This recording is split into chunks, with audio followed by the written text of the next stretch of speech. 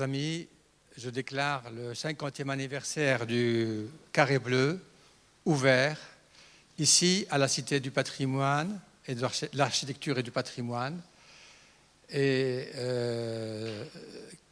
avec un grand remerciement à Philippe Héraudin, le directeur qui nous accueille et qui va bien vous souhaiter la bienvenue.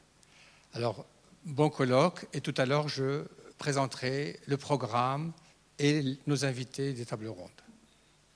Philippe Héraudin. Merci. Alors, on me demande de dire quelques mots en ouverture de ce colloque, ce qui est une lourde responsabilité. Donc, en réalité, plutôt que d'introduire le colloque et vos travaux, je vais quand même vous souhaiter la bienvenue dans cette bibliothèque de la Cité de l'Architecture et du Patrimoine. Vous dire quelques mots peut-être de la Cité en général et plus particulièrement de la bibliothèque. La Cité de l'Architecture et du Patrimoine est ouverte depuis un peu plus d'1 an.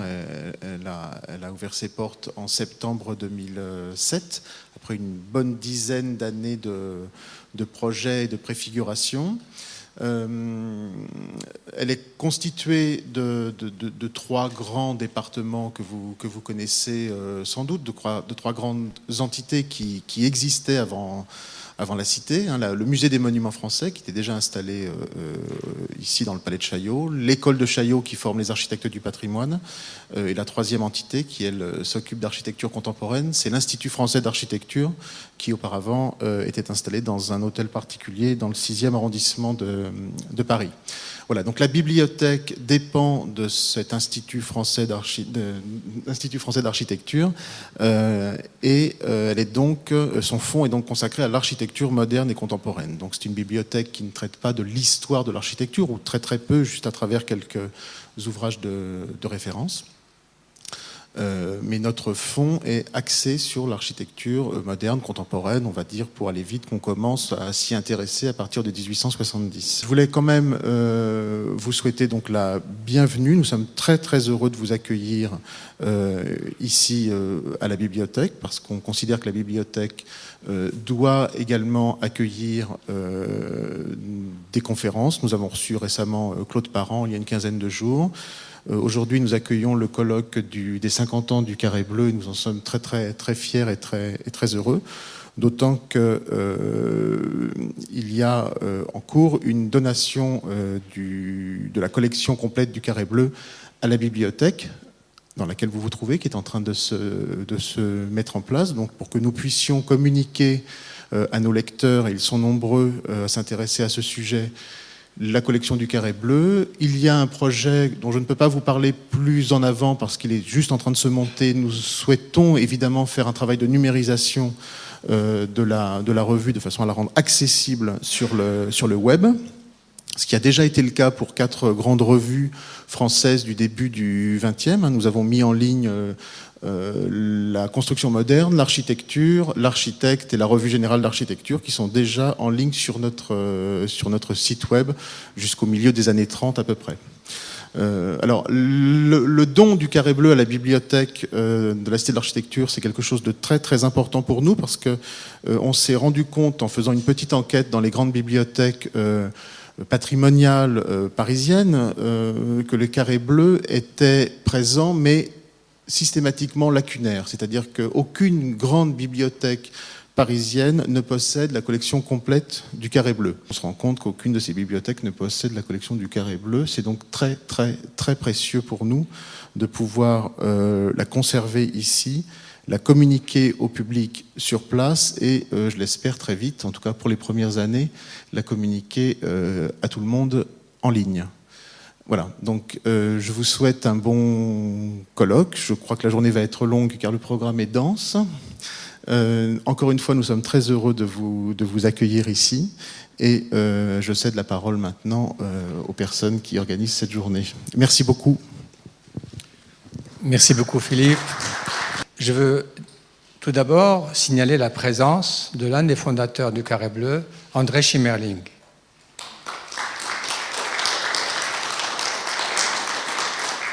Qui nous est très cher. En premier lieu, je vais donner la parole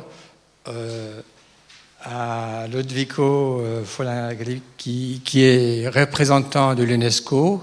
Donc, il travaille au département Centre mondial du patrimoine. Être aujourd'hui à la célébration du 50e anniversaire du Carré Bleu est de toute particulière émotion pour tous ceux qui ont le privilège de traiter et de travailler avec l'architecture. Depuis sa fondation, ancrée dans la plateforme d'expression du Team 10, la revue a su conduire le débat sur les grandes questions qui au cours des années, ont agité notre communauté. Et pour nous rendre compte à quel point ces pages ont su s'introduire dans la chair vive du débat et des idées sur nos villes, souvent anticipant le travail de ceux qui se salient les mains avec les sujets le plus au cœur des villes,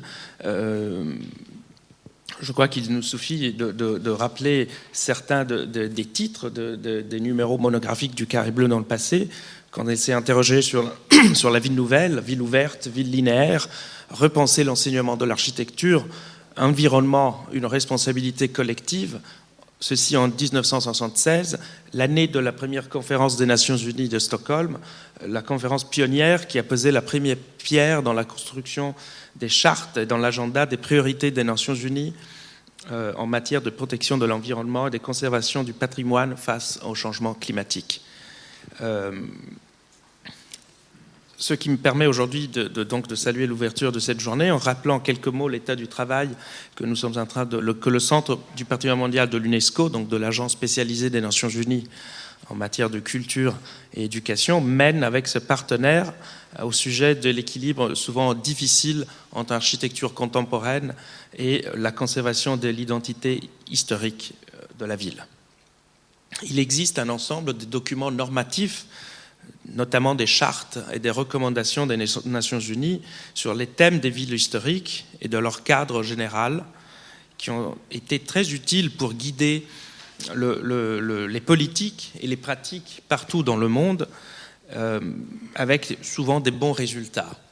Mais les conditions ont changé, les villes historiques subissent désormais des nouvelles pressions, les pressions du développement, et sont confrontées à des problèmes qui étaient inconnus lors, par exemple, de la première recommandation de la part de l'UNESCO concernant les sites urbains en 1976, il y a plus de 30 ans. La recommandation de l'UNESCO concernant la sauvegarde des ensembles historiques ou traditionnels et leur rôle dans la vie contemporaine, je cite le titre exact, l'année même où le Carré Bleu s'interrogeait sur la responsabilité collective de l'environnement. En raison de la taille actuelle de la population urbaine mondiale et de son augmentation prévisible, et surtout face à l'insuffisance des politiques qui reconnaissent l'utilisation durable des biens du patrimoine, les pressions sur les villes continuent d'augmenter, de croître, faisant de la conservation des centres urbains historiques l'une des tâches les plus ardues de notre temps. Conséquence directe, en ce qui concerne spécifiquement le patrimoine mondial, de cette situation est le temps consacré lors des sessions du Comité du patrimoine mondial de l'UNESCO à débattre de l'impact des aménagements contemporains dans les sites historiques, à l'intérieur ou à la proximité des villes, a considérablement augmenté depuis les années 90. Les problèmes allant de la pression de la circulation, du tourisme, à la construction de gratte-ciel, à l'évolution de l'usage fonctionnel des centres-villes. L'UNESCO s'interroge sur les moyens de réglementer de façon appropriée les besoins de modernisation des environnements urbains historiques, tout en préservant les valeurs incarnées par les paysages urbains hérités, en particulier ceux des villes inscrites sur la liste du patrimoine mondial, mais c'est un discours qui vaut aussi pour les villes historiques qui ne soient pas classées au patrimoine mondial. Sur ces grandes questions, le Centre du patrimoine mondial a organisé à Vienne en 2005 une conférence internationale sur le thème patrimoine mondial et architecture contemporaine. Lors de cette conférence a été adopté un document, une première ébauche de principes de lignes directrices qui s'appelle le Mémorandum de Vienne, qui prône une relation intégrée et harmonieuse entre la conservation et les nouveaux aménagements architecturaux et urbains afin de préserver l'intégrité du paysage, ce qu'on appelle le paysage urbain historique. C'est un document transitoire qui fait allusion à une vision de l'écologie urbaine et qui marque une évolution dans le développement durable et vers l'élargissement d'un concept nouveau d'espace urbain. Une des premières idées que j'avais, c'est d'abord 50 ans du carré bleu. 50 ans du carré bleu, c'est un bail, comme on dit en français, mais c'est le jubilé. C'est une ère importante dans la tradition. Et si vous voulez, c'est à la fois la fête, c'est à la fois une remise en cause, c'est à la fois une continuation, un projet pour l'avenir. Mais ce qui est étonnant quand même, comme vous le savez tous, c'est que le Carré Bleu n'est pas une revue d'architecture, n'est pas un magazine, n'est pas quelque chose de très institutionnel, mais une petite, pauvre feuille d'architecture. C'est un petit dépliant qui a commencé il y a 50 ans et au fil des ans, il s'est développé, il a pris racine, il a eu de l'influence et bon an, mal an, des fois, comme un peu le roseau dans la tempête, il fallait un peu laisser passer la tempête et puis des fois, ma foi, on prenait de la vigueur et de l'assurance et on faisait des choses plus importantes.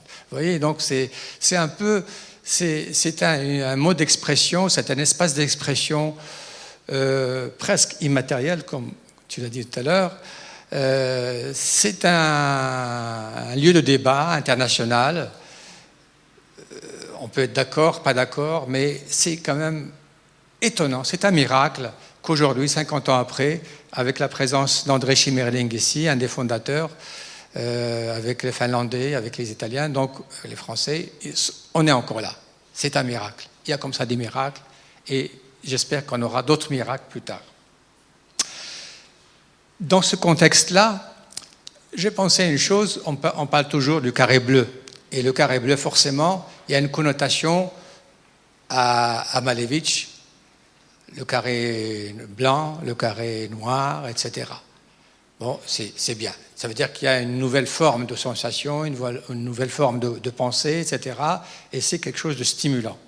Mais contrairement au carré de Malevich, le carré bleu n'est pas suprématiste. C'est une année importante. C'est une année, c'est un cycle où il y a eu plusieurs choses qui devaient se reproduire, qui devaient se produire, à savoir d'abord l'affranchissement des esclaves. C'est une révolution dans un monde esclavagiste. Affranchir les esclaves avec leurs familles, leur bétail, leurs biens. Et celui qui refusait la liberté, mes amis, eh ben, on le stigmatisait et le maître devait la porter au seuil de la porte pour lui trouver le lobe de l'oreille parce qu'il a refusé la liberté. Le jubilé, c'est aussi l'année, donc les 50 ans, où on efface toutes les dettes des pauvres. Le jubilé, c'est aussi l'année où on met en jachère les terres, donc un aspect écologique. Voilà, tout cela, ça fait partie un peu de l'esprit du carré bleu, où il y a justice sociale, où il y a justice politique, et où on cherche l'harmonie avec l'homme et l'environnement. Maintenant, je vais peut-être, au risque de choquer quelques-uns parmi vous, on sait tous, on connaît tous le slogan, un peu, le slogan Descartes, « Je pense, donc je suis ». C'est rentré, tous les enfants des écoles connaissent cette phrase. « Je pense, donc je suis ». Et moi, je dis, j'ai réfléchi sur le carré bleu, il y a aussi de l'autre côté, on peut être d'accord avec ça, bien sûr, mais de l'autre côté, il y a une autre approche, une approche qui est plutôt de l'engagement, une approche de l'éthique, une approche de la pratique. On va pratiquer, on va s'engager à fond, et ensuite, on va penser. Et on existe avant de penser. Ça ne veut pas dire qu'on ne pense pas. Ça ne veut pas dire qu'on ne pense pas. Ça veut dire seulement que la pratique et l'éthique et l'engagement dans le quotidien de l'environnement, de l'écologie, de défense des droits de l'homme et des devoirs de l'homme, on parlera tout à l'heure. Il y a aussi une dialectique entre la pratique et le penser, entre l'engagement et l'éthique et le penser. Les deux se nourrissent mutuellement. Chacun de nous trouvera sa bonne philosophie qui va primer à l'autre. Moi, je vous demande, et surtout aux jeunes parmi nous, de s'engager dans cette éthique du carré bleu pour continuer cette mission qui a été, c'est presque sacerdotale, il y a 50 ans par les fondateurs du carré bleu. Je ne suis pas un prêtre, attention. Ce que je veux dire aussi, c'est que le carré bleu, dans sa philosophie même, est un document, est un support perfectible. Il n'est jamais prétendu à être la représentation de la vérité unique et totale, n'est-ce pas? Il a été toujours le support de critiques, il a été manié, il y a eu des courants, il y a des contre-courants, etc., etc. Et ça, c'est très important. Ça veut dire que le carré bleu, pour moi, est une sorte de révolution, comme les révolutions qu'il y a eu au cours de l'histoire sur la centralité de la Terre par rapport à l'univers, Copernic, la centralité de la conscience par rapport à l'inconscient, Freud, la centralité de l'information, etc., etc. Je ne vais pas faire des cours maintenant, mais cette centralité devient relativiste. On est plutôt relativiste que déterministe au carré bleu. Pourquoi c'est important, ce relativisme? Parce qu'il nous permet toujours de nous perfectionner. Quand on sait tout, et on ne peut plus rien plus savoir de plus, c'est qu'il y a une sorte de sclérose et de mort, peut-être. Nous, on cherche le renouvellement et on cherche à savoir toujours plus, toujours davantage, toujours diversifié. Donc, la recherche du savoir est fondamentale. La recherche du perfectionnement est fondamentale. C'est un thème fort. Et je ferai peut-être une analogie, une sorte d'allégorie de ce problème du savoir total ou du savoir partiel. Il nous faut toujours de l'air pour respirer. N'est-ce pas? Si on ne pouvait pas respirer, on ne pouvait plus vivre. Les musiciens, comme Frédéric Rossi, savent que dans la musique, il y a des intervalles, il y a la hiérarchisation des thèmes, il y a des silences, et puis il y a des rythmes, il y a du temps. Et cela même, cette possibilité de respirer et d'apporter de l'air frais, de respirer avec la musique, c'est l'essence même du carré bleu, c'est l'essence même, disons, de la vie, on peut dire. Je n'ai pas trop hiérarchisé mes propos, je ne suis pas un philosophe, mais ce sont des mots qui m'ont interpellé et sur lesquels j'ai bâti un peu cette petite introduction pour, j'espère, vous laisser ensuite toute la journée en débattre et chacun apportera sa pierre à l'édifice qui est le carré bleu. Pour finir, je salue l'arrivée de notre ami Philippe Fouquet et qui s'installe, et je vais passer la parole à François Lapierre. Donc la première table ronde, concerne bien sûr les 50 ans du carré bleu, avec François Lapierre d'abord, qui est aussi président de l'association des Amis du Carré Bleu, et ensuite il y aura une table ronde qui va un peu nous remémorer l'histoire du Carré Bleu, ses problèmes, ses difficultés et son avenir plus tard aussi. Merci à vous, François Lapierre. Merci Georges. qui s'est énormément investi. Dans l'article de Catherine Blin, il y a une petite chose qui m'a tout de suite interpellé. Elle a mis « Le nom du carré bleu est inspiré de Mondrian ». Alors je me suis demandé où est-ce qu'elle était allée chercher cette information. Donc si tu... Dans le carré bleu, où est-ce que tu as vu ça dans le carré bleu?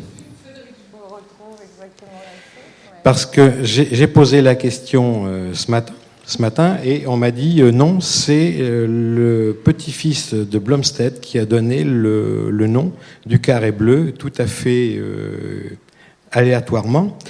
Et je pensais que, à la limite, carré bleu, ça pouvait être de Klein, de Kandinsky, de Klee, etc. Et non, pas du tout.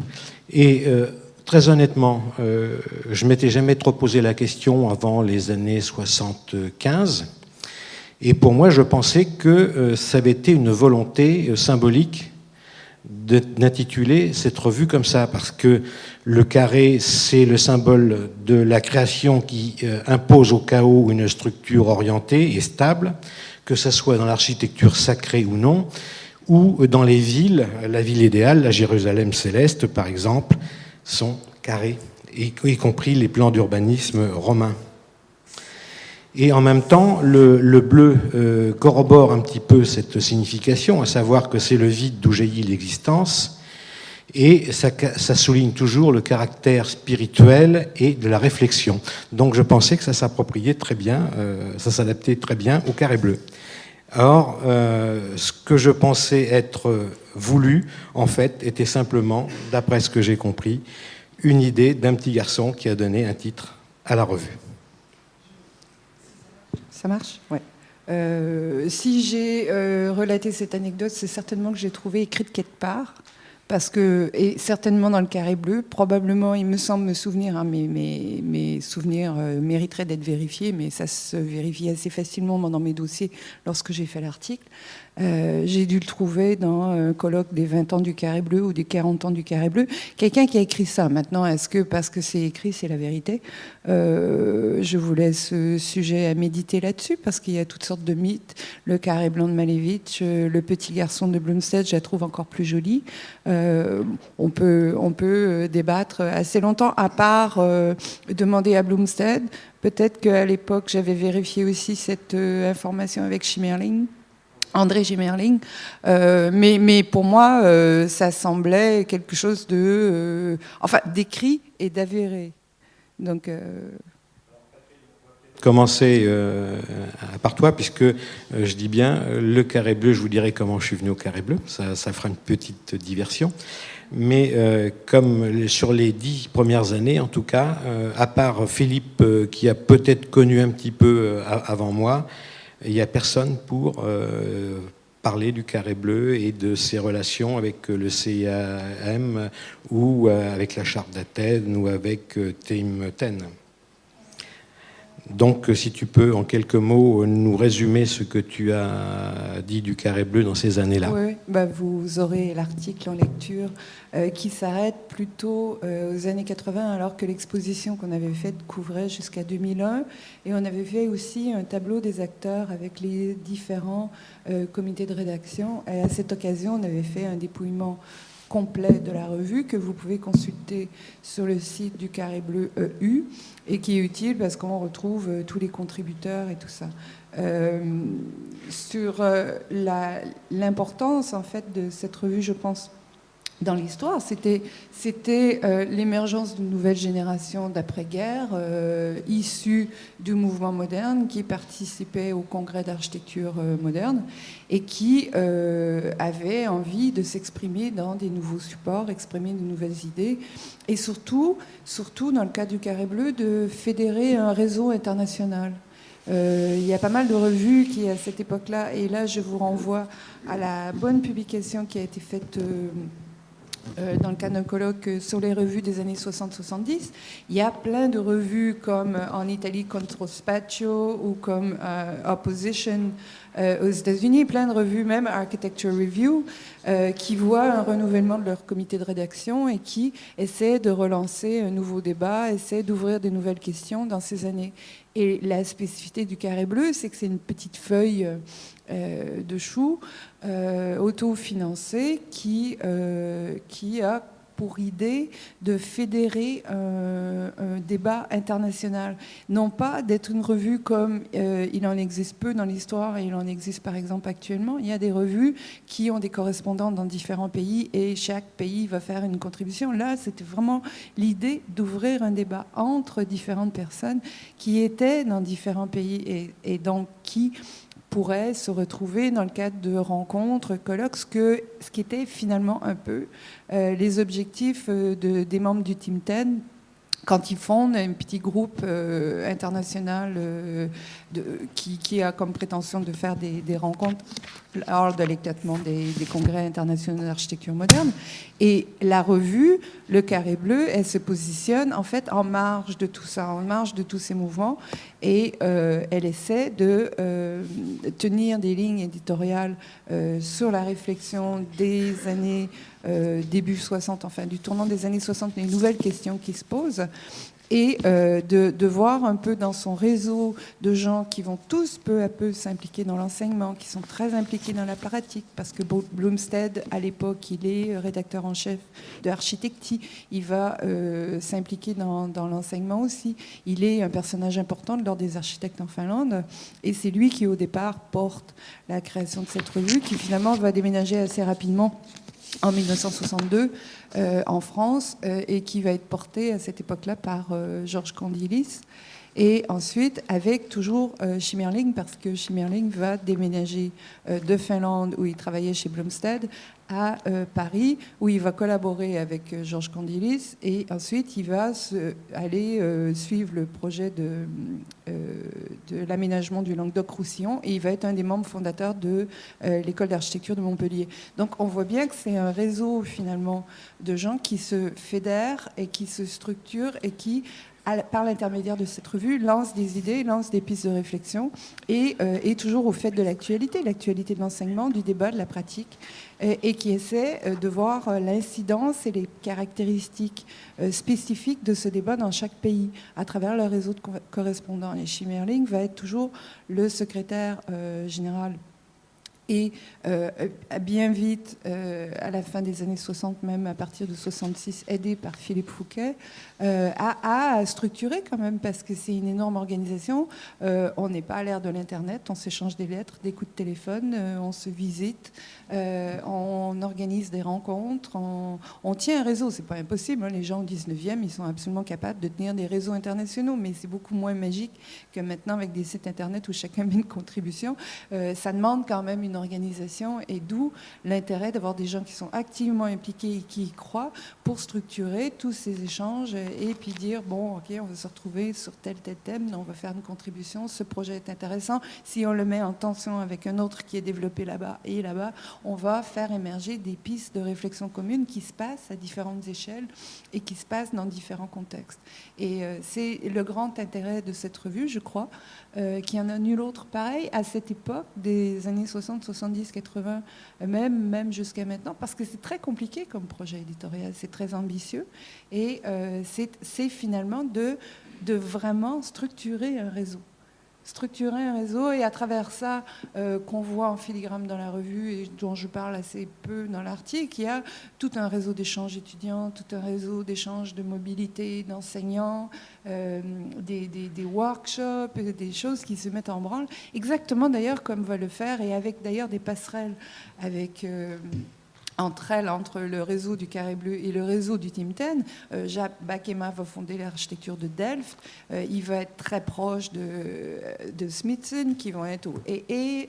Ils vont être très proches de Giancarlo De Carlo, qui va fonder ses ateliers à Urbino. Et ils vont tous essayer de s'échanger et de créer vraiment un réseau entre eux. Donc, je crois que c'est ça la force. C'est à la fois ce pied dans la pratique, dans l'enseignement, dans les réseaux, dans la réflexion, et toujours essayer de faire le point de manière très très synthétique, parce que la revue a très peu de pages, une revue économique, mais de conserver en vie et cette actualité de l'information et cette actualité du débat et de la réflexion, avec cette idée qu'il faut toujours rester, s'inscrire dans l'actualité. La revue est fondée sur l'idée de reprendre contact avec la réalité des questionnements tels qu'il émerge à la fin des années 50 et tel qu'il va créer d'ailleurs une rupture avec les gens qui sont plutôt dogmatiques, avec une idée préconçue de comment doivent être les choses. Là, on est vraiment dans un questionnement. On se positionne dans l'avant-garde et l'avant-garde est évidemment une position difficile à tenir, ça demande continuellement de se remettre en cause. Donc par moment, dans ces 50 ans, la revue va avoir des moments plus mous, où elle part sur une idée et bon, elle la développe plus doucement, et puis après, paf, il y a quand même, elle est toujours ouverte à ce que quelqu'un vienne la questionner, et il y a quand même d'autres thèmes qui vont émerger. Il y a des questions très très importantes comme celle de l'environnement et de l'écologie qui vont lui tenir à cœur. Donc dès le colloque de Stockholm en 72, dès le colloque sur l'environnement à Montréal en 76, non, 72 à Montréal. Enfin, j'en mêle un peu les pinceaux, mais c'est des questions qui sont très très importantes et qu'elle va suivre. Voilà. Oui, voilà. Et l'exposition que tu nous as mis ici. C'est l'exposition qui tourne, en fait, c'est les panneaux de l'exposition. On avait essayé de faire des séquences où, en fait, effectivement, par moment, on peut. Ce sont des grands moments du questionnement de l'architecture qu'on trouve dans toutes les autres vues. D'ailleurs, les membres du Carré Bleu vont parfois écrire dans d'autres vues. Et il va y avoir donc cette passerelle, mais la revue elle-même est ce point de rencontre de différents. Voilà. Il y avait un numéro important du Carré Bleu qui a été le numéro de 68. À partir du le numéro de 68, c'était, disons, une association également avec un mouvement qui s'appelait l'ADUA à l'époque. Et l'ADUA, c'était quoi? C'était la participation des usagers à l'élaboration des plans d'architecture et d'urbanisme. Ça, c'était déjà une idée qui était lancée et qui a été reprise avec deux colloques au Grand Orient, où ça a été entièrement... alors c'était d'ailleurs dans les pages du Carré Bleu, il y avait cette publicité pour ça. Et donc, le Carré Bleu, à l'époque, c'était effectivement la circulation des idées entre écoles d'architecture, c'était de prendre en matière d'architecture, de partir des besoins de l'homme. Et on a dit que le Carré Bleu était devenu un poêle à gratter. Le poêle à gratter, il s'est développé dans quelque chose qui est donc élaboré par le CEA, mais où nous sommes nombreux du Carré Bleu à avoir participé, et c'est moi-même qui étais le rédacteur, c'était la recherche architecturale en avril 1975. Le principal, ce qui est ressorti, c'était les idées du Carré Bleu qui sont ressorties dans cet ouvrage, mais avec, je dis bien en poêle à gratter, c'était que la recherche devait être développée avec l'enseignement, il devait y avoir un aller-retour entre enseignement et recherche, mais aussi que cet enseignement devait être dans le cadre universitaire. Et donc ça, c'était une des grandes idées du Carré Bleu. Et je veux dire qu'on a été, tout comme le CEA, un peu mis sur la touche, parce que le ministère de tutelle, qui est le ministère des Affaires culturelles, n'a jamais accepté cette idée encore. Donc, après ces années-là, eh bien, c'est notre ami Philippe qui a pris un peu la relève, qui est devenue la main ouvrière. Je l'ai assuré jusqu'en 1974, et je pense qu'après, c'est Philippe qui a pris le flambeau. Bon, moi, je m'appelle Philippe Fouquet. J'ai en effet joué le rôle un peu d'animateur du Carré Bleu international, finalement. Après François Lapierre et d'autres. Et personnellement, je me suis investi totalement à partir des années 80.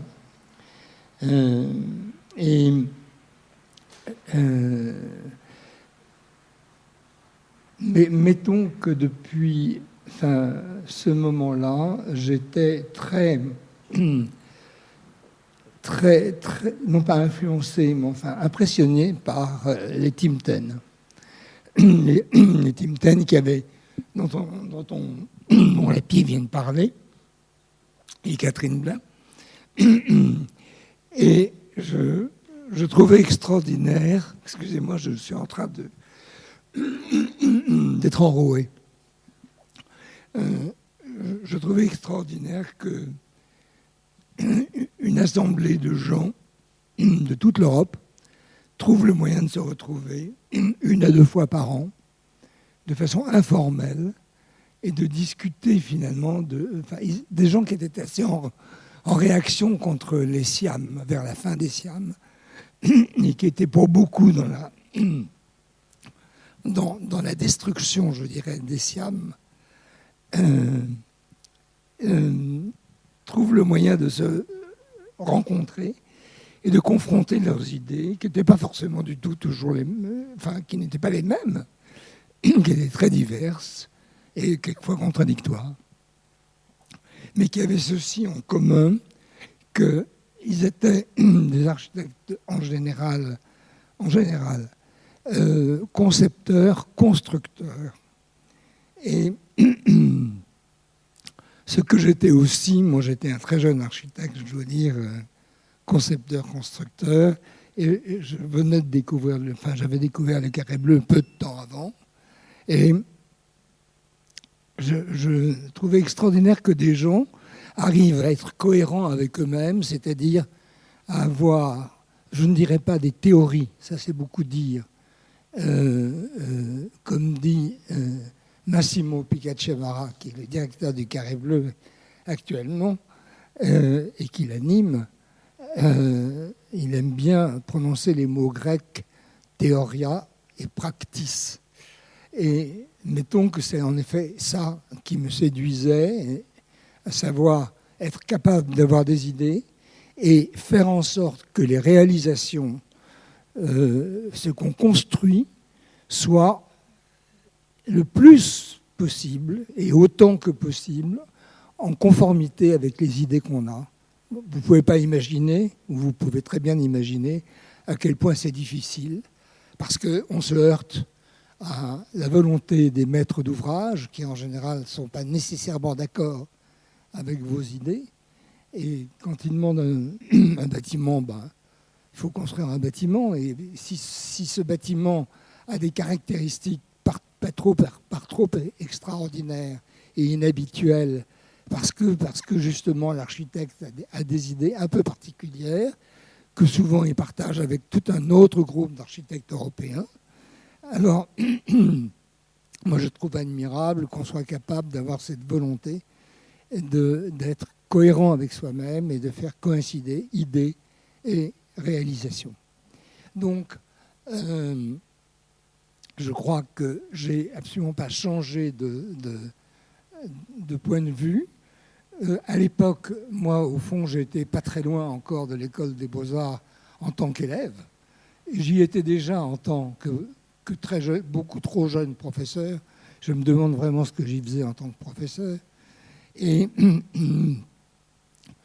ce dont j'avais le plus, au fond, manqué pendant mes études à l'école des Beaux-Arts, indépendamment du fait que, paradoxalement, à l'école des Beaux-Arts, à Paris, pour toute la France, il n'y avait pas d'histoire de l'architecture contemporaine. Je ne sais pas si vous imaginez qu'on ne savait pas ce que c'était que l'histoire de l'architecture contemporaine. Ça n'existait pas.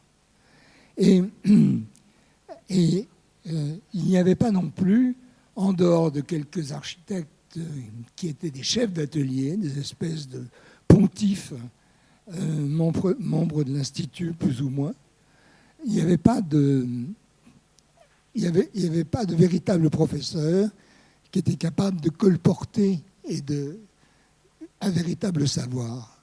Autrement dit, moi, j'avais une grande envie, à l'époque, non pas d'avoir comme professeur des architectes qui mettent en rapport leur théorie et leur pratique.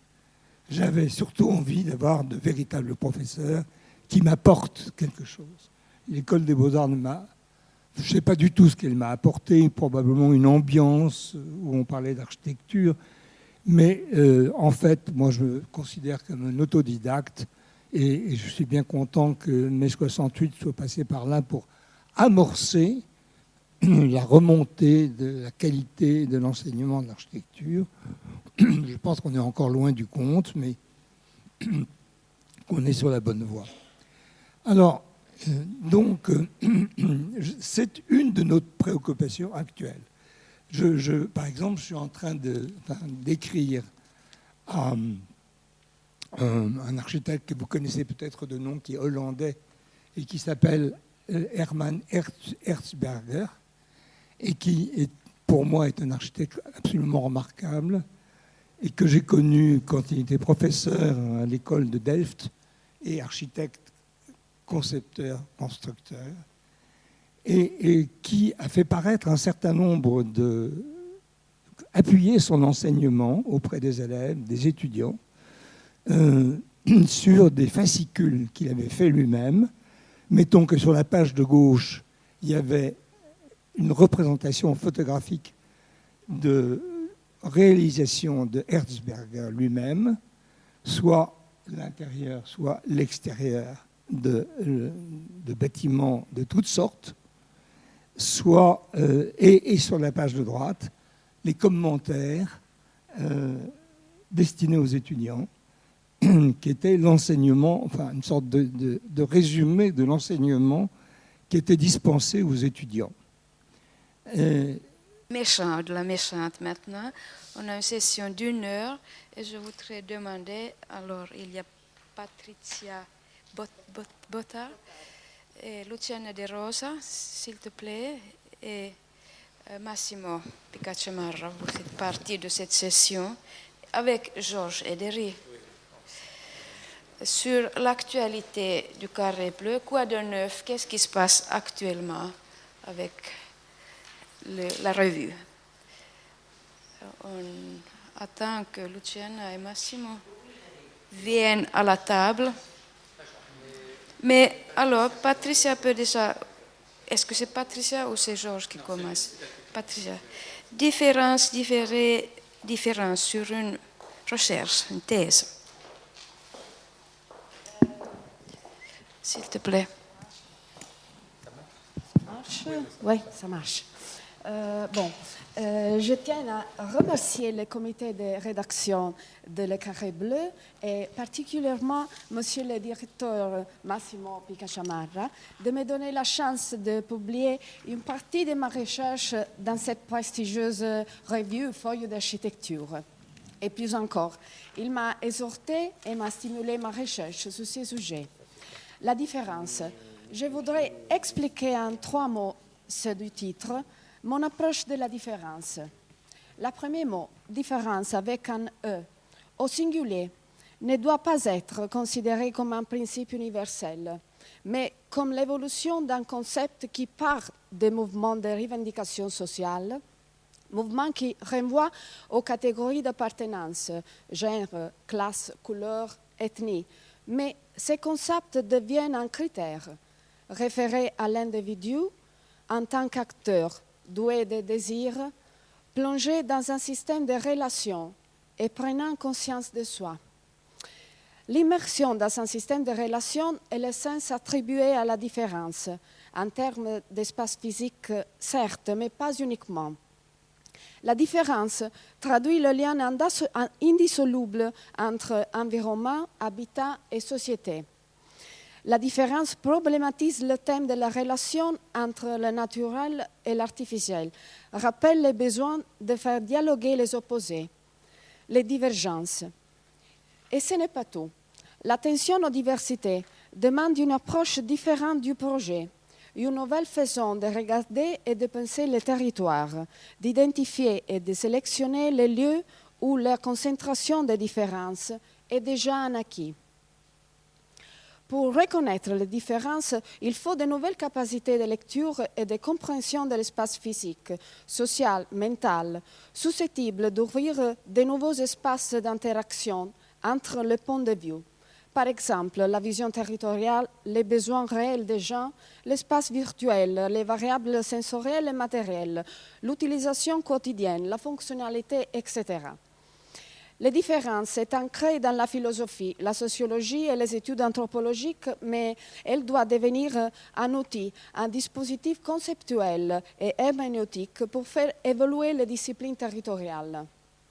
La différence pose la question du sujet comme ressource, liberté créative contre la violence et l'arbitraire, qui, selon Touraine, signifie le passage de la conquête du monde à la recherche de soi. Différer, le deuxième terme de mon titre, indique l'acte de différence. Par conséquent, il souligne la pratique de l'interaction territoriale, la comparaison. La pratique de la différence a des retombées sur l'espace symbolique aussi. Elle agit sur les signes. Elle ne rend pas insolite, captivant, spectaculaire, mais elle en fait le résultat de la reconnaissance et de l'interaction des points de vue différents.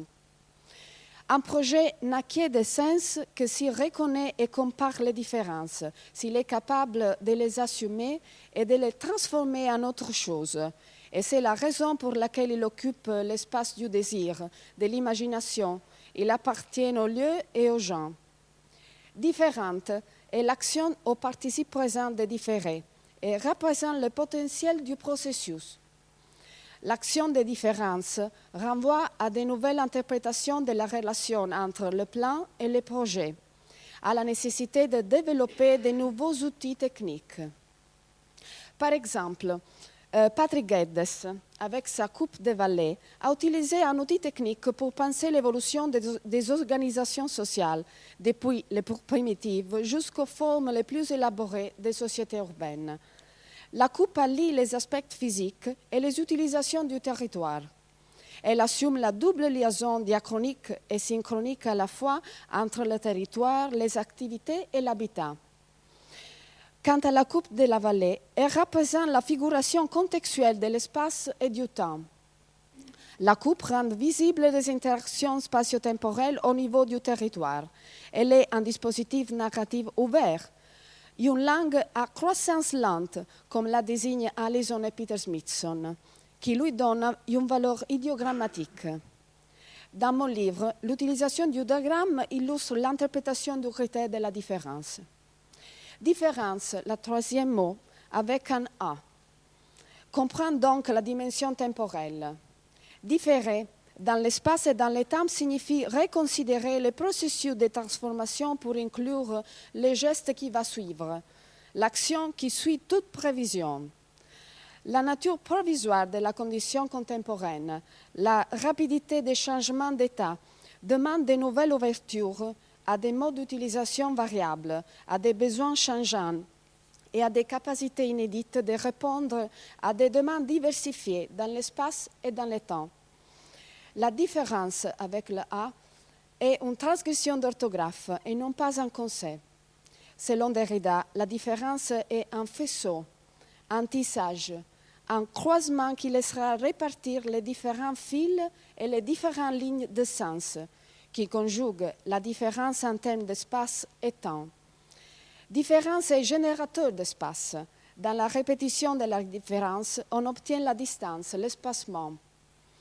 C'est une façon de ne pas considérer la différence seulement comme une opposition, mais comme une respiration qui donne du sens.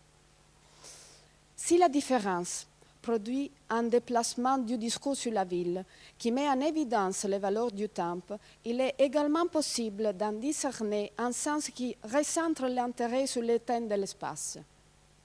Lire les lieux en tant qu'ensemble de relations est le thème à la base du discours sur la différence. L'espace où nous vivons est hétérogène. Nous vivons à l'intérieur d'un ensemble de relations qui définissent des emplacements irréductibles les unes aux autres et absolument non superposables, comme dit Foucault. L'urbanisme et l'architecture, en tant que points de vue liés et superposés, devraient explorer ces relations en explicitant les discours sur l'espace et sur les formes et en étudiant comment les lieux physiques correspondent aux vraies pratiques des personnes dans l'exercice de leur liberté. Merci.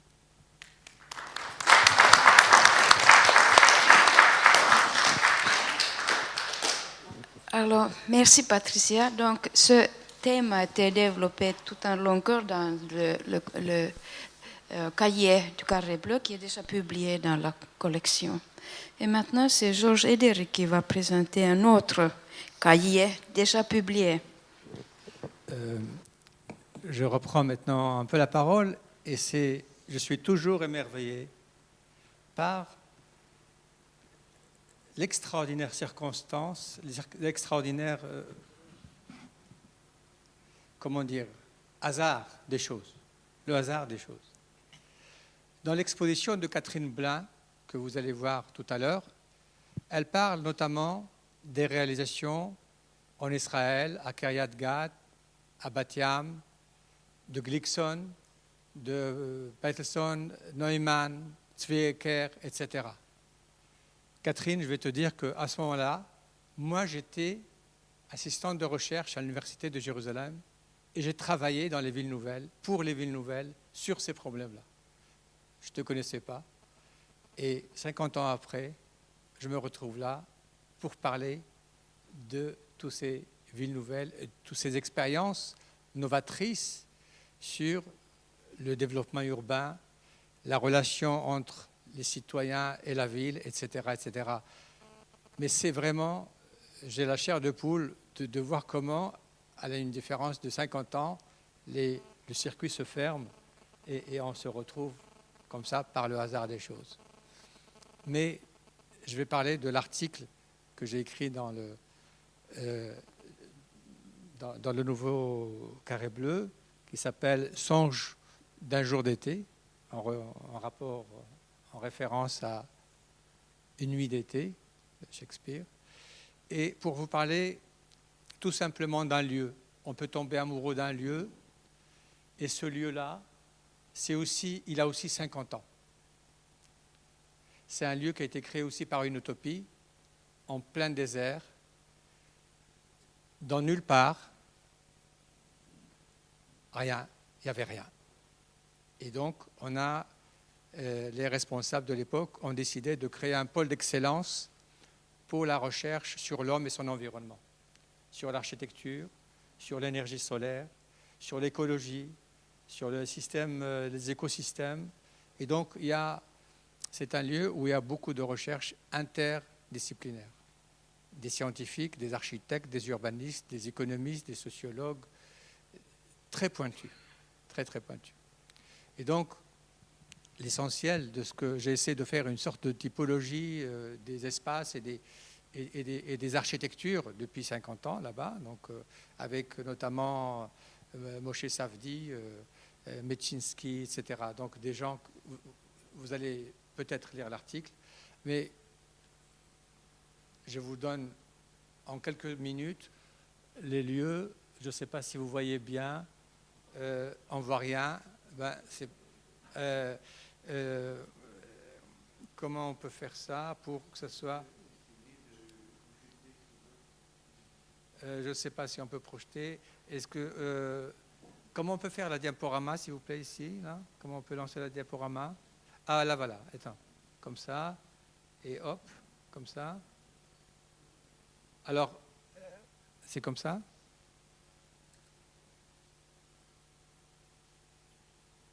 Non?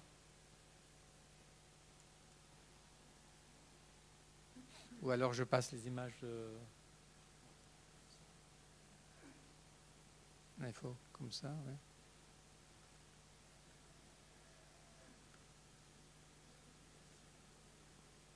Il veut pas?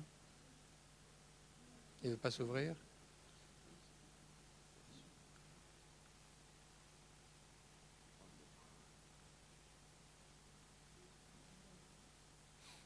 Ouvre-les-moi normalement. Affichage. Ah. Voilà. Très bien. Bon. Oui, automatique. Oui, ça défile tout seul. Tu veux qu'on peut accélérer? On peut accélérer que je puisse. Alors, vous voyez ici, il y a des trucs de recyclage de matériaux comment on peut recycler les matériaux, ne pas les gaspiller pour faire du mobilier urbain. Alors maintenant, j'appuie, ça marche? Mais je vais le faire pour aller plus vite. Pour aller plus vite. Sinon, plus vite. Comme ça, avec les flèches. Ok. Voilà. On va faire ça très rapidement. Problème de recyclage des matériaux dans la nature. Les architectures qui adaptées au soleil parce qu'il fait très chaud, c'est en plein désert. Il fait très chaud le jour, il fait froid la nuit, il peut même faire moins. Bon, je ne sais pas si vous voyez, ça c'est le désert. La vallée de Tsin, ça va vers moins 400 en dessous du niveau de la mer. Et lui-même, le plateau sur lequel nous sommes, il est à 400 au-dessus du plateau de la mer. Donc ça, ce sont des architectures dans lesquelles on peut, l'hiver comme été, ne pas chauffer, ne pas refroidir. Il y a une sorte de circulation d'air qui... Ça, c'est... voilà, des trucs... une auberge pour les profs, la chambre. Bon, coucher de soleil sur le désert avec... vous voyez quand même qu'on a réussi, ils ont réussi à planter des arbres, à faire pousser des choses. C'est un centre culturel de David Guggenheim, centre de bibliothèque de Ben Gurion, et puis la faune qui est là, tranquille, qui monte encore plus quand actuellement c'est une période de sécheresse, et donc ça monte de la vallée vers le plateau pour manger les fleurs, les arbres, tout ce qu'ils trouvent de bon à manger. Donc voilà. Et le jour, ils se protègent. À côté du lieu, il y a des sources qu'on appelle, bon ça c'est pas la peine, c'est le truc, le centre de recherche. Vous voyez l'architecture quand même des années 60, ça te rappelle quelque chose, Massimo. Centre de recherche sur l'eau, parce que vous savez que l'eau est une denrée rare et un problème dans le monde entier. Et donc, on a créé un centre de recherche pour... Ça, c'est un centre sur l'énergie solaire avec des calculs savants. Ça, c'est le centre Jacob Lowenstein qui réunit beaucoup d'étudiants du monde entier qui viennent pour travailler 1 an, 6 mois, pour faire un doctorat sur les problèmes d'écologie et sur l'architecture. Bon, c'est un peu dans le désordre parce que je ne sais pas ce qu'a cette diaporama. Les espaces, voilà, la microbiologie, laboratoire de microbiologie, biotechnologie. Je reviens vers... alors, quand nous étions là-bas, il y avait une classe... Ça, c'est un bâtiment très intéressant parce qu'il marche sur condensation. Ça, c'est une maison debout, avec captation de vent et de soleil et redistribution dans les chambres. Et puis là, c'est Moshe Safdie avec des espaces. Vous voyez comment on peut construire sur pilotis, protéger du soleil certaines parties. Un lycée Field School, hein, une auberge de jeunesse, protégée du soleil, etc., avec une coursive et une déambulation intérieure. Comme c'est dans le désert, il y a pas mal de bédouins qui viennent se restaurer, travailler, de loisirs qui viennent. Ça, c'est un lycée... c'est fini apparemment. Vous voyez, un lycée technique, sur l'environnement, vous voyez, et qui est supporté, donc qui est financé par les habitants eux-mêmes, des profs, etc., qui veulent que leurs enfants participent à l'éducation et une éducation dans le domaine de l'environnement. Voilà, c'est ça le lycée, vous voyez. Donc, je fais plus rapidement la salle à manger, etc. Donc, je reviens. C'est un peu en désordre, mais c'est pas grave. Vous voyez un peu ce sont des architectures qui s'échelonnent depuis les années 50, fin des années 50, jusqu'à 98, même 2000. Et donc, on voit quand même cette typologie qui est intéressante au point de vue de ses techniques, de sa morphologie, de ses formes. et de ses conceptions. Cette image, vous voyez, le dedans-dehors, et puis de nouveau, on revient vers... Alors, ce qui est intéressant, vous voyez ici, au fond, là, un peu de l'eau qui... Parce qu'il ne pleut pas beaucoup, il ne pleut pas. Hein. Voilà ta photo que tu aimes, Massimo. Ce que je voulais vous montrer, voilà, donc il y a dans les environs, ça c'est une ville nabatéenne qui s'appelle Avdat. Les Nabatéens étaient très très forts en captation des ressources naturelles, de l'eau, etc. Et ils ont créé cette ville comme Petra. Petra, c'est une ville nabatéenne aussi, comme ici. Regardez à droite, ah c'est dommage, parce que là j'aimerais quand même regardez à droite, en plein désert, vous voyez quelque chose, ce carré vert là, sur lequel on fait des recherches et des expériences, et ça c'est une église byzantine, ça aussi, je passe rapidement, des troglodytes, une église byzantine, et ici surtout je voulais vous montrer la villa romane, parce que les Romains aussi, non voilà c'est fini, donc, et puis Kaisa me dit, termine s'il te plaît. Voilà, donc c'est pour vous donner un peu envie d'y aller. La semaine prochaine, le 14, c'est-à-dire dimanche prochain, il y a un congrès international à Sdeboker, à ce centre universitaire, avec plus de 300 ou 400 participants du monde entier, sur les problèmes de l'architecture, de l'énergie et de l'écologie. Les mêmes problèmes que nous. Voilà, merci beaucoup à vous. Les propositions demandées et souhaitées sont liées au contexte paysagère, architectural, humain, politique, philosophique. Sensible aux préoccupations du développement durable et à la haute qualité environnementale de l'architecture, ouverte au renouveau de la forme architecturale. L'appel accepte donc des interventions hétérogènes et contradictoires et a vu des propositions cohérentes avec la ligne culturelle proposée. Je veux vous citer des lignes du rapport conclusif de Lucien Kroll, qui était le président du jury de la première édition.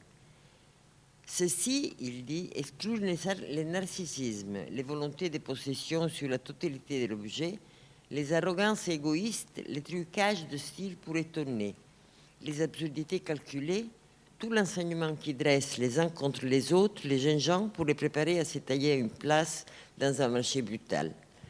Cet appel à projet vient à temps lorsqu'aujourd'hui se révèle lentement chez certains architectes leur culpabilité et leur complicité dans la dégradation de la planète. Fin de citation. La première réaction par rapport à cet appel, au résultat de cet appel, est qu'il faut encore une fois lancer l'espoir que le Carré Bleu, avec ses principes et sa philosophie, puisse continuer son activité de formation de jeunes architectes dans la ligne de recherche d'une architecture pour la ville, pour l'homme, pour la société. La plupart des rendus, je ne sais pas si vous pouvez les voir ou pas, proposent des logiques de conception visant à la dimension urbaine, à la structure de parcours au-delà, à la plus grande échelle, à la valeur de la concentration du bâti, plutôt qu'à la haute qualité environnementale du projet. Elles ont une qualité globale élevée, ils portent attention à la forme architecturale et encore plus à la structure de la forme, ce qui est un autre principe important de la ligne culturelle du Carré Bleu, qui existe depuis 50 ans peut-être.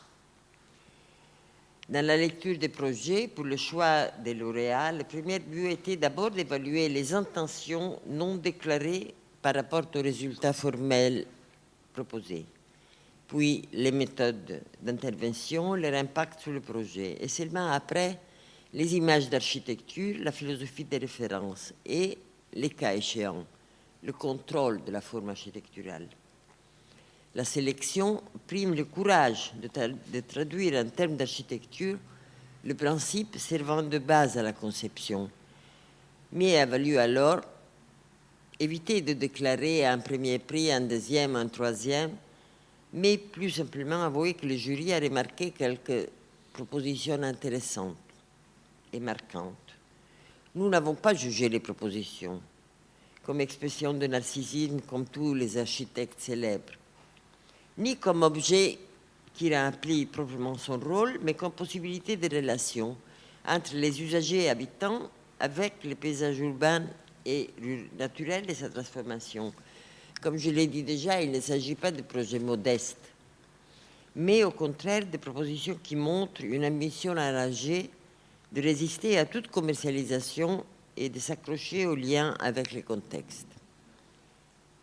Les propositions brisent, heureusement, l'homogénéité du concept. L'objet réseau, qui est toujours proposé dans la plupart des rendus, exige autant de génie que la boîte fermée sur elle-même.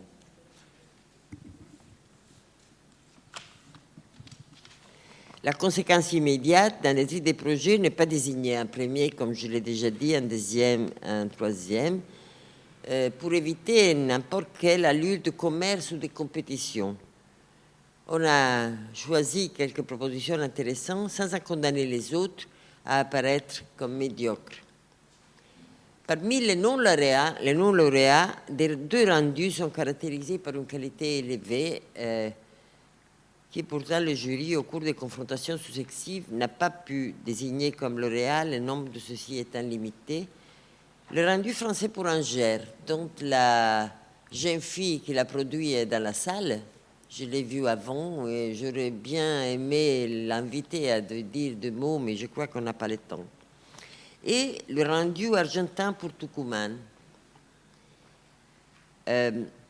Le premier soutient que le piéton est plus important que la voiture, le végétal plus utile que l'asphalte, et la mairie un lieu de spectacle appartenant aux citadins.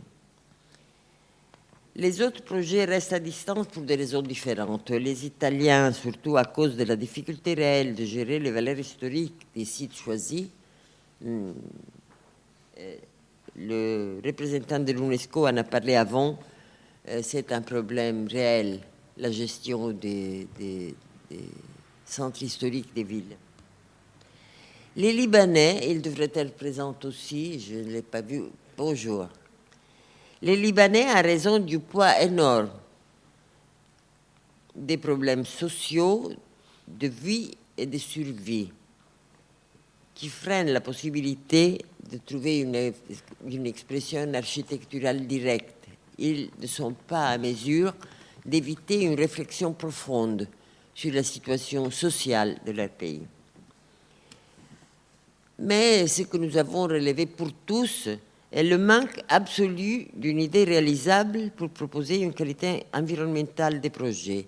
L'architecture durable, qui constitue l'un des aspects importants de la ligne éditoriale du Carré Bleu, comprendre la nature, respecter la faune et la flore, définir une relation correcte entre bâtiments et services, mettre à profit la lumière et le vent, recueillir et utiliser l'eau de pluie et l'eau de nappe.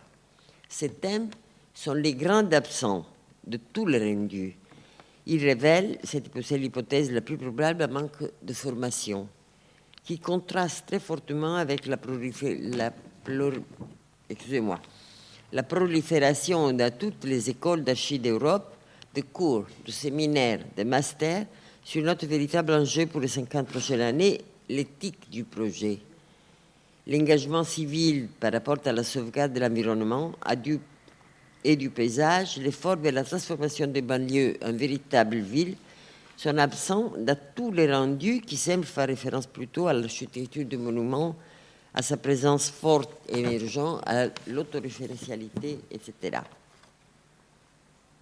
Si aujourd'hui encore, le rôle du Carré Bleu réside dans la confrontation des idées, ce dont je suis tout à fait convaincu, si son but principal reste la confrontation en tant que méthode, il faut ajouter, et sur ça je vous prie de nous aider à trouver tout ce qu'il sert, il faut ajouter à l'expérience de l'appel ce que nous avions songé pour la première édition, un workshop final, un colloque d'une journée après le stage et avec tous les lauréats, les jurys, les représentants des agences qui m'invitent en faisant hommage d'un stage payé pour confronter les expériences, les méthodes, les résultats, la capacité de transformation des jeunes qui ont été sélectionnés par rapport aux appels à idées. Merci.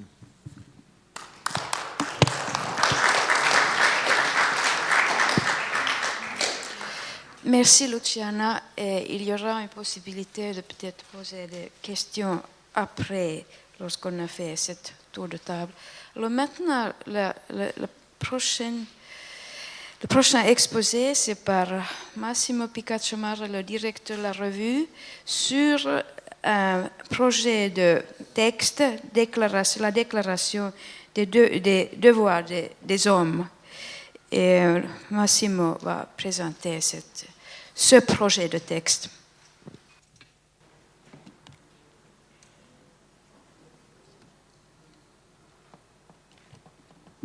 On n'est pas capable d'ouvrir la porte ici.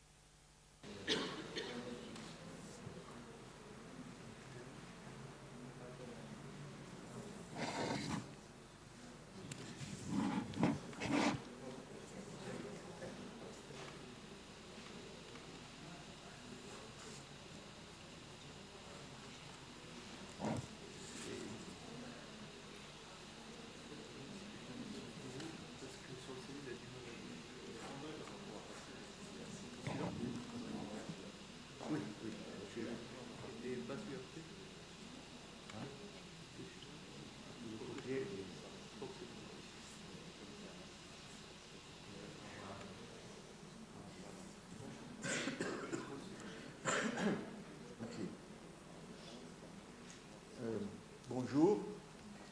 Je vais vous présenter notre projet de déclaration des devoirs des hommes. Et dans la journée du cinquantenaire, un jeu de coïncidences nous conduit à présenter, tu peux m'aider, oui, à présenter un avant-projet sur la déclaration des devoirs des hommes. En ce jour de décembre, ici même, au Palais des Chaillot, le 10 décembre de 1948, l'Assemblée générale des Nations unies approuva la Déclaration universelle des droits des hommes, qui a fixé les droits individuels, civils, sociaux, culturels de tous les êtres humains. La population mondiale n'était alors que 30% de celle d'aujourd'hui, différemment caractérisée et distribuée sur la surface de la planète. Sa croissance n'atteint son ampleur avec un rythme effréné qu'au cours des dernières décennies. À présent, 70 millions d'individus s'ajoutent chaque année à la population mondiale, qui transforme ses styles de vie rapidement avec des disparités dramatiques. En conséquence, les exigences de logement, de ville, d'alimentation, d'énergie se multiplient. Nous sommes en retard. À côté des droits, il est indispensable d'avoir les devoirs des individus. Il est indispensable d'élaborer un code éthique qui concerne toute action sur l'habitat, sur les styles de vie et qu'il soit riche en différences socio-économiques, culturelles et spirituelles des peuples. Il s'agit du rapport des hommes, toujours plus nombreux et chaque jour plus en opposition avec l'environnement, et le rapport des hommes avec les paysages et les stratifications du patrimoine culturel. Le but de cet engagement est de prévoir un futur durable, mais surtout visant à améliorer les rapports sociaux entre interrelations et culture. Ce que nous pensons, ce que nous croyons, ce que nous sommes et qui en découle, tout cela se reflète dans les transformations des espaces dans lesquels nous vivons. A contrario, notre environnement, bâti et non bâti, est le reflet de notre société et de nous-mêmes.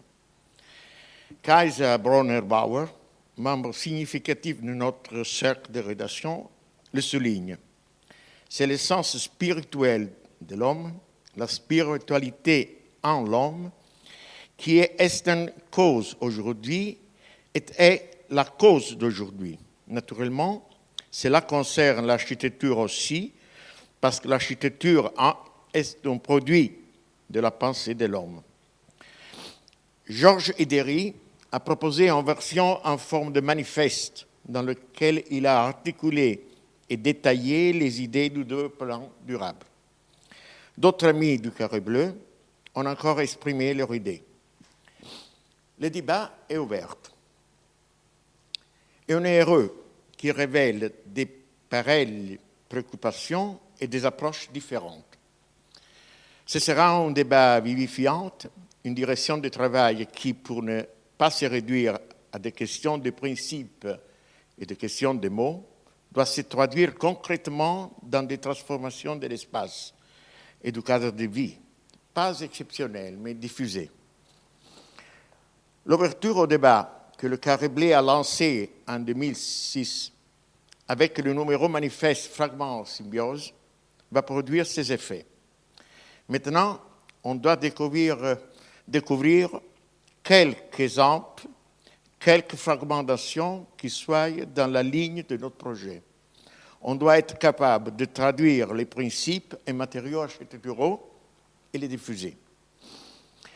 Certainement, une revue, un groupe de tendances ne promeut pas des initiatives qui se révèlent à l'ONU. Le projet de déclaration des devoirs des hommes ne se veut qu'un instrument pour stimuler la réflexion sur les transformations des milieux de vie. Le projet de déclaration affirme que la question du développement durable est moins technique qu'éthique. C'est un credo.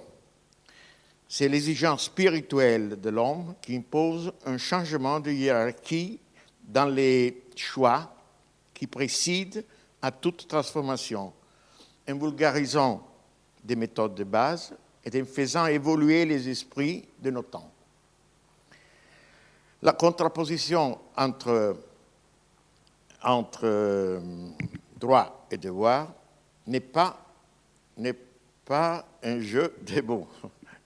Chacun de nous doit éviter toute action sur l'habitat qui s'oppose au principe de l'haute qualité environnementale, toute action qui contraste avec le droit de la collectivité à son développement durable. Donc, la mise à point d'objets partagés m'a concrétisé par des formes différentes. Les devoirs des individus, synthétisés dans cet avant-projet de déclaration, se reflètent sur la responsabilité des gouvernants et de ceux qui projettent les transformations physiques, soit envisageant son futur, soit en établissant les règles avec lesquelles il faut agir. L'ambition du Carré Bleu a été toujours de faire prendre conscience aux architectes de leurs responsabilités. Pas seulement aux architectes, mais à tous les autres, à tous les acteurs des transformations du cadre de vie. Dans ce sens, la participation des habitants est essentielle.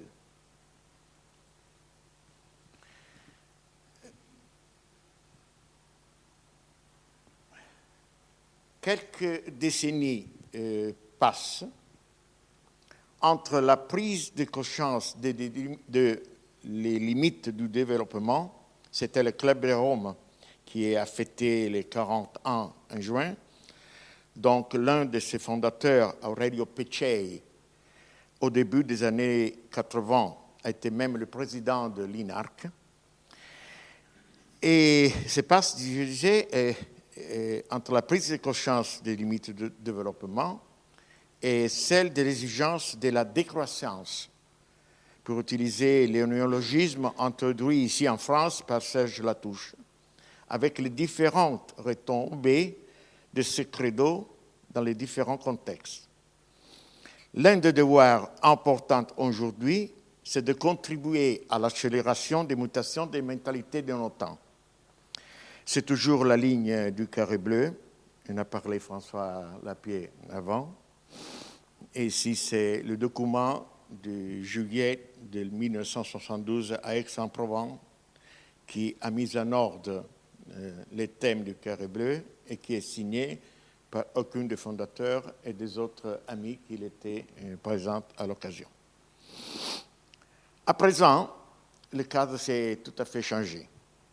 Nous sommes presque de 7 milliards d'individus sur la planète, 3 fois plus de ce que nous étions quand le carré bleu est né.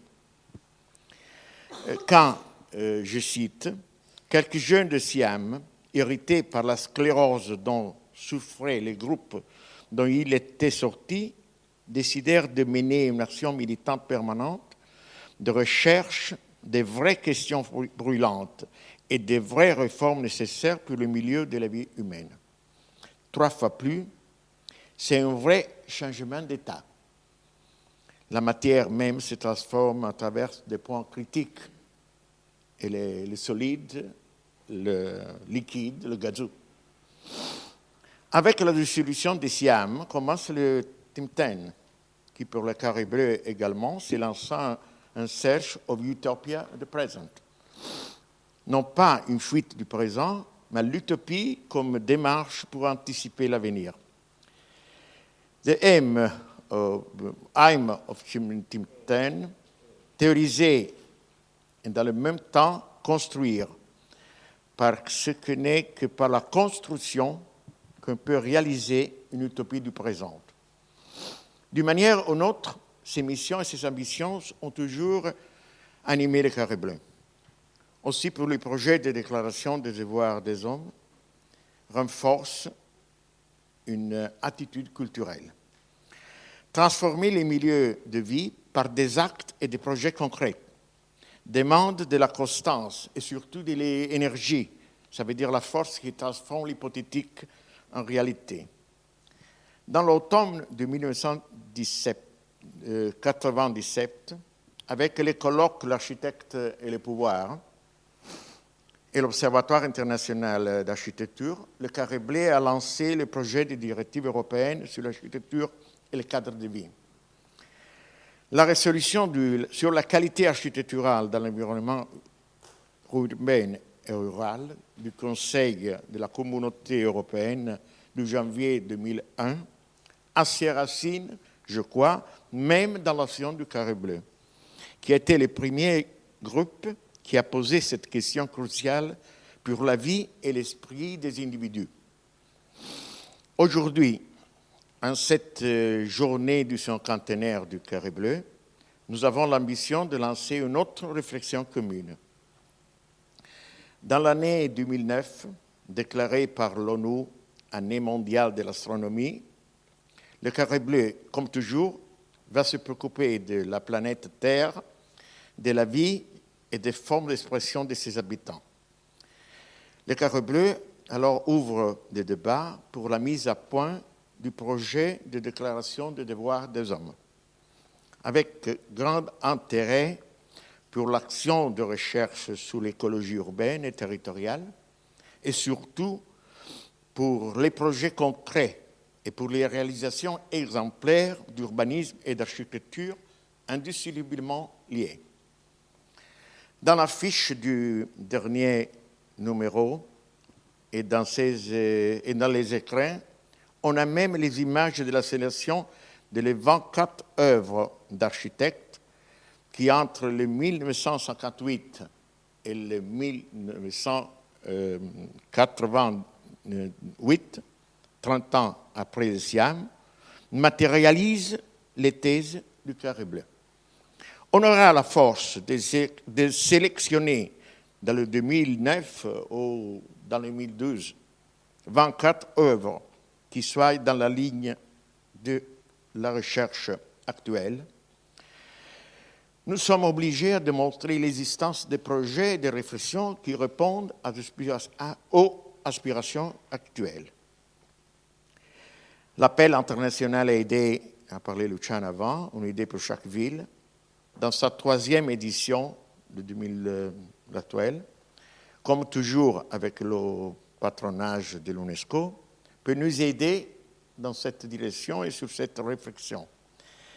Il est même possible de lui ajouter une section pour les amis du Carré Bleu, solliciter à soumettre à un futur colloque leurs recherches et leurs projets concrets en tant que fragments qui reflètent l'esprit, la vision, les espoirs qui sont à la base du projet de déclaration des devoirs, ou bien des fragments d'architecture capables de contribuer à sa mise à point.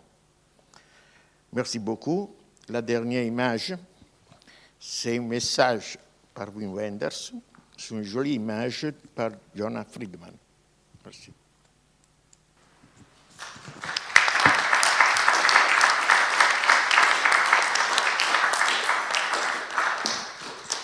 Merci beaucoup, Massimo, d'avoir présenté ce projet de texte très, très important pour la revue et pour nous tous. Alors maintenant, il y a un quart d'heure pour débattre ce projet. S'il y a des questions ou des commentaires, alors la parole est ouverte, s'il vous plaît.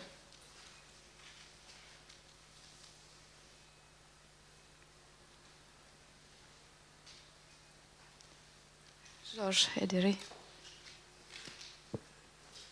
Je pense que c'est juste une question de sémantique ou je ne sais pas de quoi. Est-ce que le mot devoir est impératif ou on peut le remplacer par responsabilité, par autre chose que devoir qui est un peu contraignant? C'est vrai que les droits, c'est toujours bien de prendre des droits, mais les devoirs, c'est un peu pas fort. Je sais pas, il faut trouver.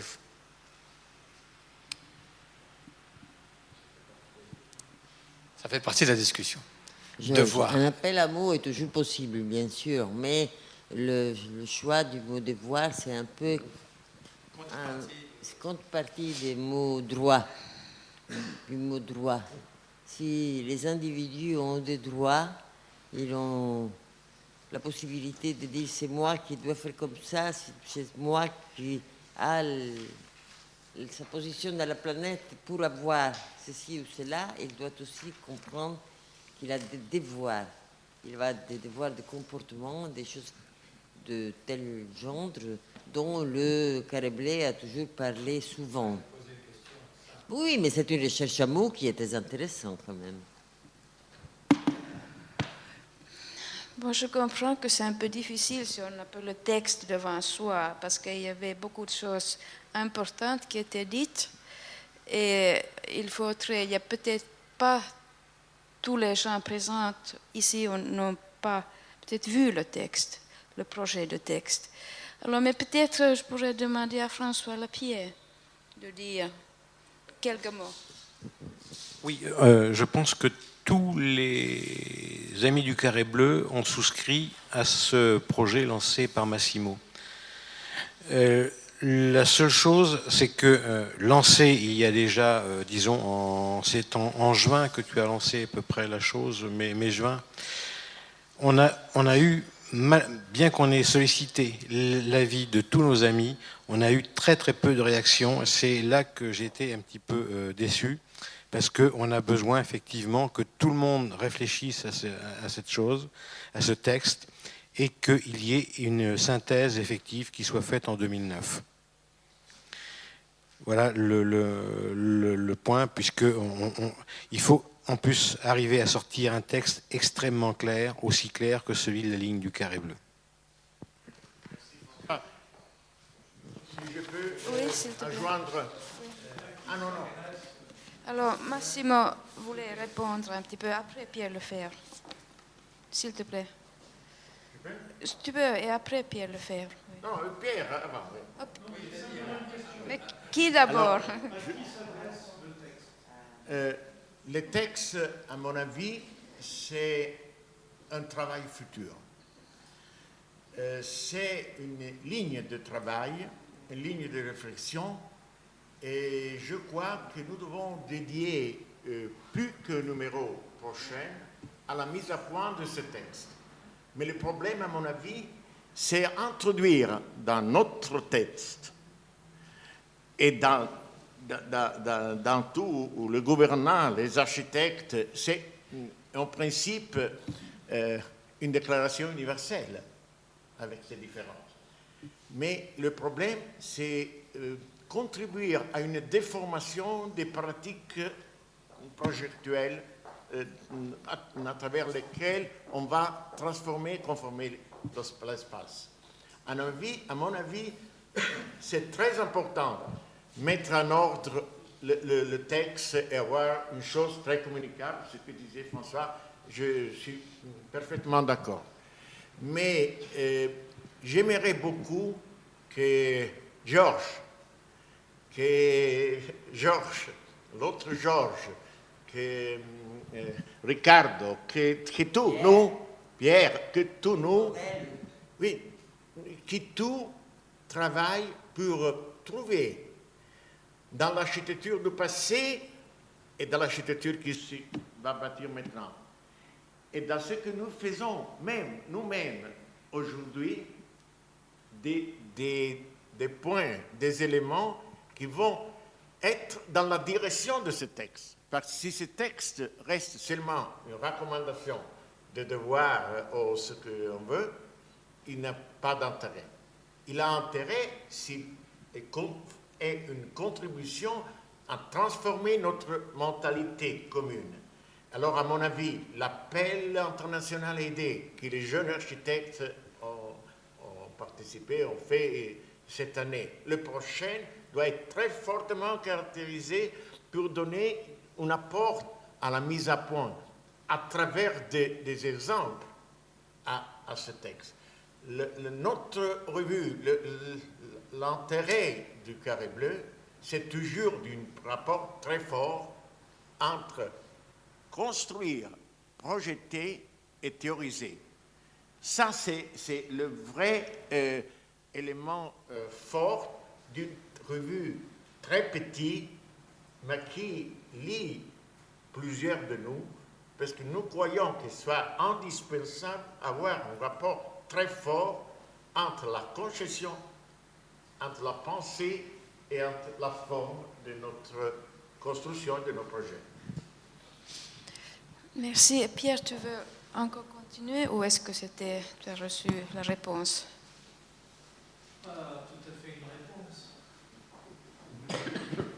Pas tout à fait une réponse, mais on pouvait deviner peut-être une réponse dans les propos de Massimo. Alors, est-ce que c'est une déclaration, au fond, qui représente, qui symbolise, au fond, l'état de la réflexion dans le Carré Bleu? Ça, c'est une bonne chose, c'est ce qui part de l'intérieur, mais je n'ai pas encore très bien compris vers quel extérieur le message s'adresse. Est-ce qu'il est adressé aux architectes? Parce que je pense que le développement durable est une circonstance assez exceptionnelle dans l'urbanisme et l'architecture. Pour une rare fois, on parle le même langage avec des élus, avec des représentants de la population, entre la population, les urbanistes et les architectes. Pas tous, mais certains. Donc, le développement durable est un langage commun. Alors, c'est pour ça que je pose la question, est-ce que nous nous adressons aussi aux responsables des collectivités territoriales, aux représentants de la population, mais peut-être aussi au-delà, à la population elle-même, et pas seulement aux architectes ou aux urbanistes?